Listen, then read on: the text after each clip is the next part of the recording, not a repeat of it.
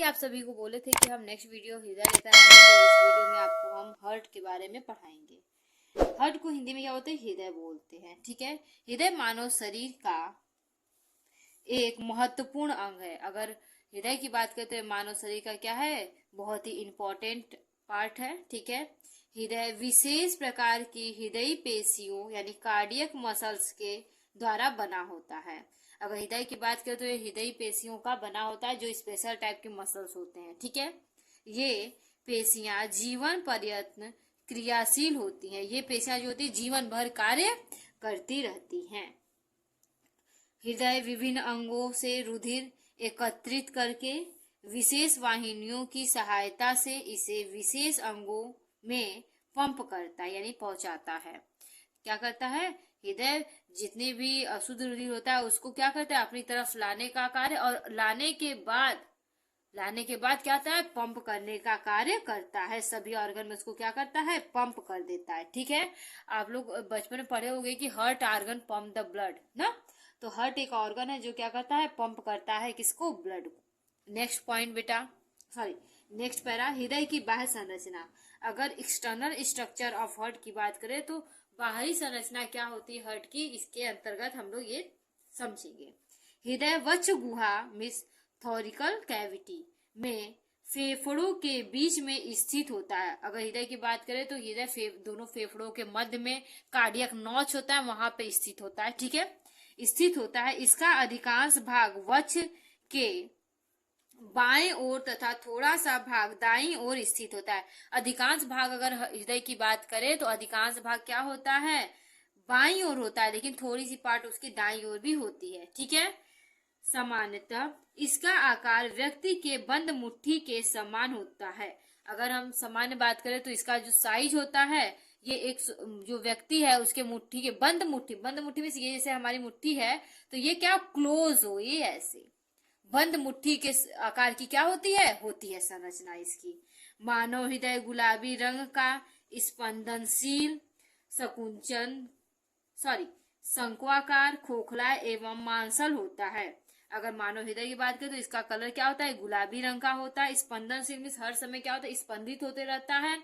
उसके साथ ही शंक्वाकार होता है और अंदर से खोखला और मांसल होता है। इसमें किसी प्रकार की कोई हड्डियां नहीं पाई जाती हैं।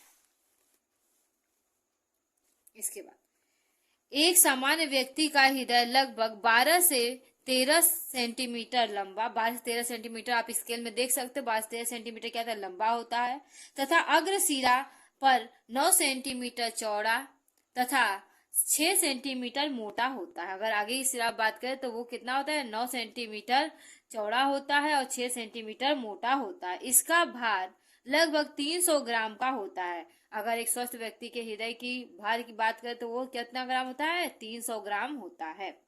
मनुष्य का हृदय एक दोहरी झिल्ली हृदयावरणीय थैली मतलब पेरिकार्डियम सैक या हृदयावरण यानी पेरिकार्डियम से घिरा होता है। अगर मानव हृदय की बात करें तो उसके ऊपर एक झिल्ली पाई जाती है, हृदयावरणीय झिल्ली या इंग्लिश में पेरिकार्डियम सैक या हृदयावरण यानी पेरिकार्डियम कहते हैं। नेक्स्ट आगे देखते हैं हम लोग। झिल्लियों के मध्य एक गुहा पेरिकार्डियल कैविटी कहलाता है। झिल्लियों के मध्य एक गुहा होती है, इसे क्या कहते हैं, पेरिकार्डियल कैविटी कहते हैं। ठीक है, जिसमें पारदर्शी लसदार द्रव्य भरा होता है, जिसमें पारदर्शी ट्रांसपेरेंट और चिपचिपा सा क्या होता है, द्रव्य भरा होता है, जो हृदयावरणीय द्रव्य कहलाता है यानी पेरिकार्डियम फ्लूइड कहलाता है। ठीक है, यह हृदय को नम बनाए रखता है। अब यही पेरिकार्डियम फ्लूइड का कार्य क्या होता है, हमारा हृदय क्या होता है, मुलायम बना होता है यह, तथा बाह्य आघातों, ताप आदि से हृदय की रक्षा करता है। बाहरी झटका लग गया या फिर टेम्परेचर इंक्रीज हुआ या फिर डाउन हुआ तो उसे क्या करता है कि हमारे हृदय की क्या होता है, इससे पेरिकार्डियम फ्लूइड से रक्षा होती है। नेक्स्ट पैरा देखिए, जब भी ये क्वेश्चन पूछा जाता है मोस्टली लॉन्ग में पूछा जाता है और इसमें पूछा जाता है कि क्वेश्चन ऐसे होता है कि आप हृदय से क्या समझते हैं, हृदय का चित्र द्वारा वर्णन कीजिए। 4 नंबर का मोस्टली पूछा जाता है। तो 4 नंबर में आपको मोस्टली 2 पेज लिखने पड़ेंगे। 2 पेज अगर आप लिखकर फोटो बना दिए और फ्लो चार्ट जो शुरू में दिखाए थे वो अगर आप बना दिए तो फिर आपको फुल मार्क्स मिलते हैं। और हृदय सबसे इंपॉर्टेंट टॉपिक है पूरे आपके सर्कुलेशन चैप्टर का, ठीक है। चलिए आगे बढ़ते हैं।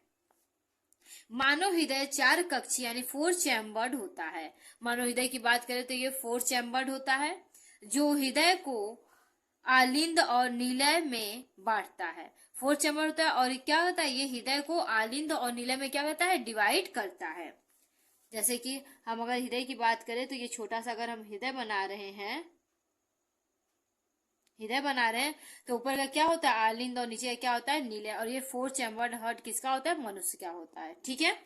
आगे दाएं निलय को से फुफ्फुस धमनी यानी पल्मोनरी आर्च, ठीक है, धमनी देखिए है, पल्मोनरी आर्च निकलती है। तो दाएं निलय से क्या होता है, फुफ्फुसी धमनी निकलती है तथा बाएं निलय से महाधमनी यानी एरोटा, ठीक है, महाधमनी निकलती है, ठीक है। ये दोनों क्रमशः फेफड़े एवं शरीर को रुधिर ले जाने वाली मुख्य रुधिर वाहिनियां हैं। ये दोनों ही जो है वो क्या कहते हैं, शरीर से फेफड़े को या शरीर को क्या हृदय से फेफड़े को ले जाती हैं।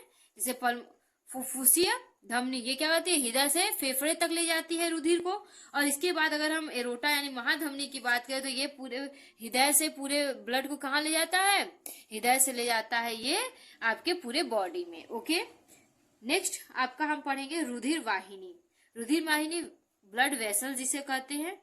ब्लड वेसल्स आपको जब हम पढ़ा रहे थे, देखिए आपको हम बता देते हैं यहाँ पे हाँ, परिसंचरण तंत्र सर्कुलेटरी सिस्टम तो बताया था। सबसे पहले ब्लड पढ़ेंगे हम लोग, ब्लड पढ़ लिए, अब हृदय पढ़ लिए। अब इसके बाद आपको हम धमनी और शिरा पढ़ाने जा रहे हैं, ठीक है, जिसे वेसल्स बोलते हैं, ठीक है, ब्लड वेसल्स बोलते हैं जिसे, ठीक है। चलिए अब हम लोग रुधिर वाहिनियां पढ़ेंगे जिसे ब्लड वेसल्स कहते हैं। रुधिर हृदय के द्वारा पंप होता है, ठीक है, रुधिर क्या होता है, हृदय के द्वारा पंप हुआ पूरे शरीर में विस्तृत रूप से फैली मोटी पतली रुधिर वाहिनियों में निरंतर बहता रहता है। मोटी पतली रुधिर वाहिनियां, उसी में क्या होता है, हर समय रुधिर क्या होता है, एक स्थान से दूसरे स्थान तीसरे स्थान तक बहता रहता है, हर एक स्थान तक पूरे बॉडी में। रुधिर वाहिनियों के 2 तंत्र होते हैं, पहले धमनी तंत्र, दूसरा शिरा तंत्र, ठीक है। आगे बढ़ते हैं।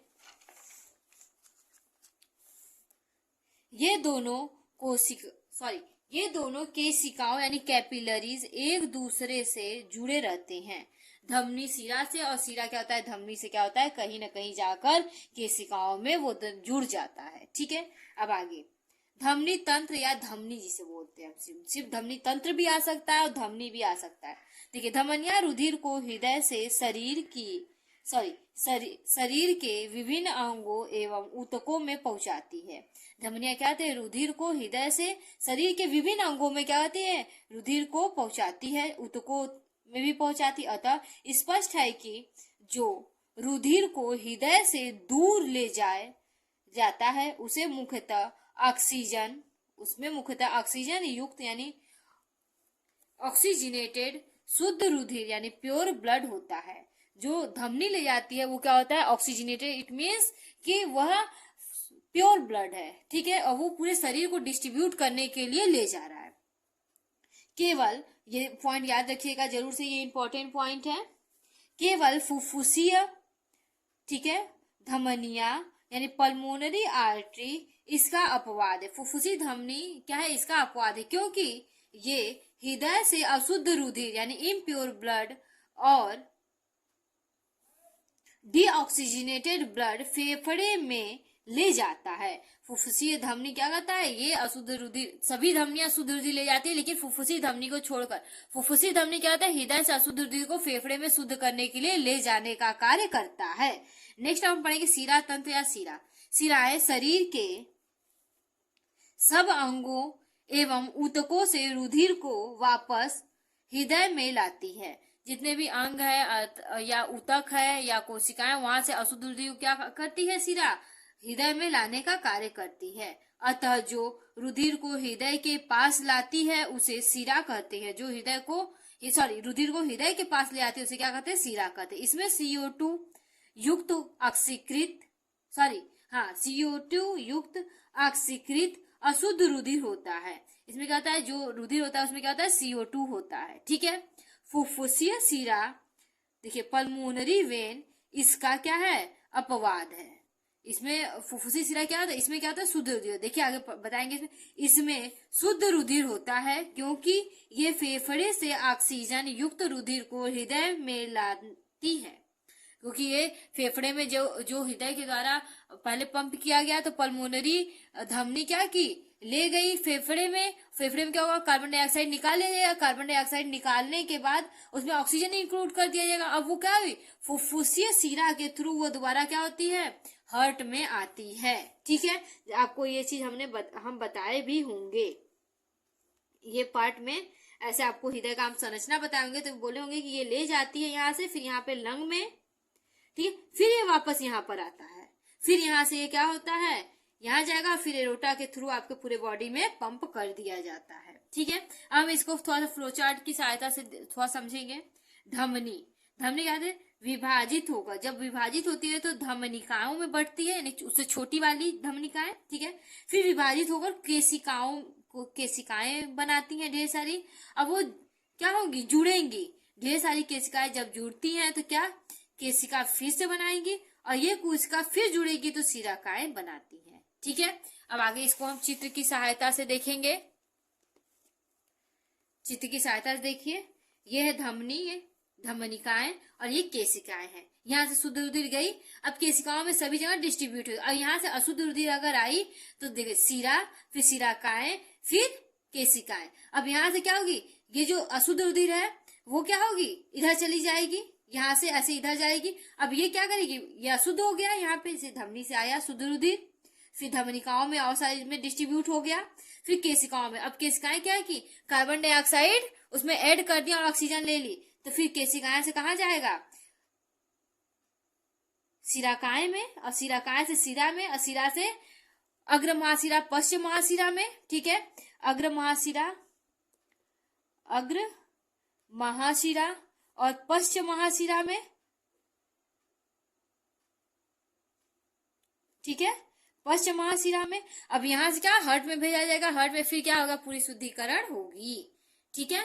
अब देखिए कभी कभी क्वेश्चन इस तरह से पूछा जाता है। देखिए ये जो क्वेश्चन है इसका कि आप शिरा धमनी को विस्तार से बताइए, तो इसके अंतर्गत आप शिरा धमनी को विस्तार से बताएंगे और एक फिगर बना देंगे तो आपको पूरी नंबर इसमें मिलना है। ठीक है, क्योंकि फिगर क्या है, बायोलॉजी का बेस है। ठीक। अब नेक्स्ट कभी कभी क्वेश्चन पूछा है कि शिरा धमनी तथा केशिका में परस्पर अंतर स्पष्ट कीजिए या परस्पर संबंध बताइए।